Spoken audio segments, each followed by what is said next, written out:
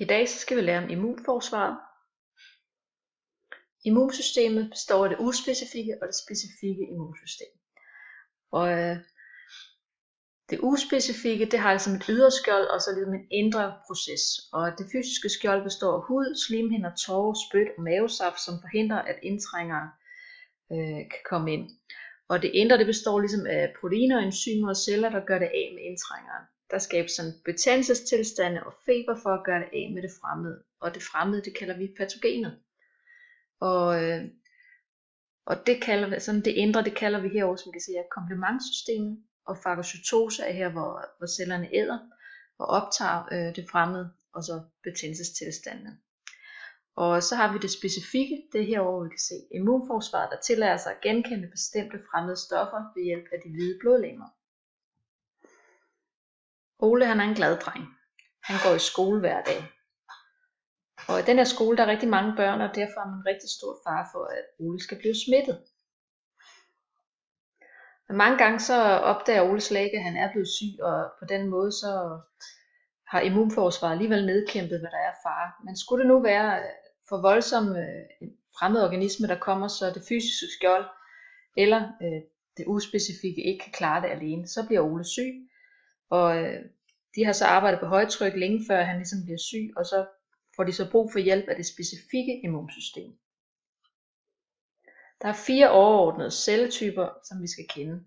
Der er makrofagen, som ligesom deltog i fagocytosen, det vil sige den æder og optager fremmedlegemer eller fremmede organismer. Og så har vi T-celler og B-celler, som er kroppens hær, som består af hvide blodlegemer.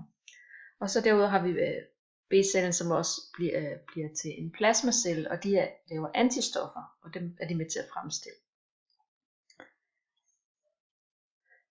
Immunforsvaret, det er overalt i kroppen, og det har ingen fast plads.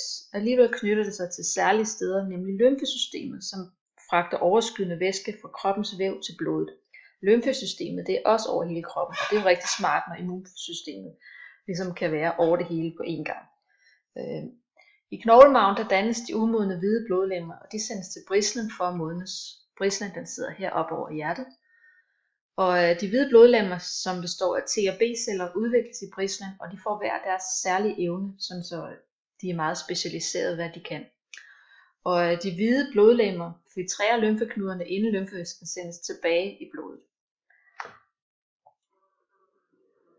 Tilbage til Ole. Hvad sker der inde i Ole?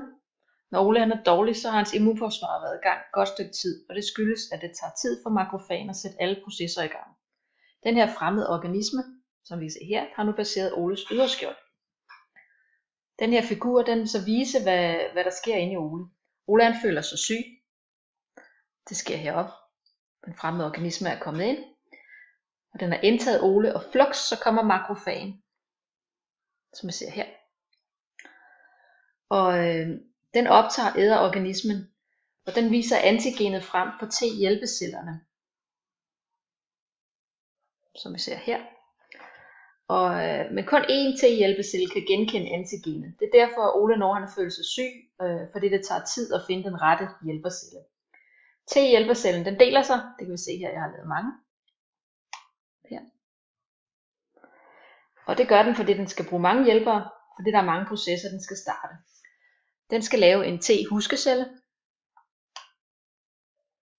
Og det skal den, for den fremover skal kunne genkende antigenet, så mange celler kan genkende antigenet i stedet for kun den ene hjælpecelle. Og så laver den B-lymfocytter. Den kalder på B-lymfocytter. Og de deler sig, så det bliver plasmaceller, har vi heroppe. Og de plasmaceller begynder at producere antistoffer, som vi ser her, som cyaner. Og de skal så bekæmpe den fremmede, der deler sig. Eller de skal bekæmpe det fremmede, og de deler sig også til huskeceller. Og den gemmer så den her B-lymfocyt, den deler sig også til en B-huskecelle. Og den gemmer på den her opskrift til antistoffer til næste gang Ole angribes af præcis den samme type fremmede organisme. Hvis nu det var en virus, Ole havde fået, så vil hjælpecellen også tilkalde en dræbercelle. Og det gør den så, fordi at den slår Oles egen syge celle ihjel, hvor virus er inde i. Og så kan nu makrofagen, kan den så guffe den her egen celle, og på den måde gøre rask. Hvis der nu havde været en bakterie, Ole havde fået, ville T-dræbercellen ikke blive kaldt på, men i stedet ville antistofferne heroppe skulle gøre det af med bakterien, og de vil så sprænge bakterierne med osmose.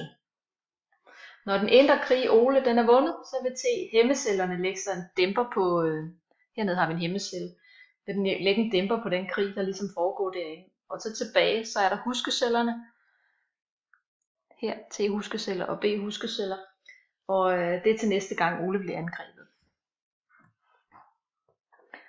D-vitamin er en afgørende faktor, og det er det fordi, at det første T-dræbercelle gør, det er at slå en antenne ud, som koder for D-vitamin. Får den ikke D-vitamin, vil den ikke komme op i fart, og D-vitamin det er et hormon, og hormoner regulerer processer i kroppen. Og her skulle den så have reguleret starten for T-dræbercellen. Og hvis D-vitamin mangler, så vil det svække immunsystemet. Sidder man inden for nedrullede gardiner eller spiller computer hele året rundt og sjældent kommer ud, er man kræsen, så er der risiko for D-vitaminmangel, da solens stråler medvirker til at D-vitamin optage, men man kan ikke alene med kosten modvirke, eller man kan ikke alene med kosten få D-vitamin nok. Ole han kan komme igen i skolen, og nu har hans immunforsvar gjort ham rask. Hans specifikke immunforsvar har nu lært en ny fremmed organisme kaldet patogen at kende.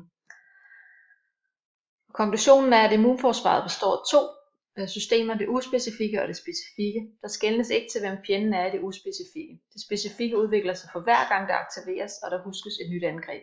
De hvide blodlemmer er de celler, som T og B-celler er gjort af, og de samarbejder indbyrdes med plasmacellerne. Makrofager æder og rydder ud i fremmede organismer. Derudover er proteiner og enzymer med til at få det til at forløbe. Virus bekæmpes med antistoffer og bakterier med dræberceller. Nu er vi blevet meget klogere på immunforsvaret.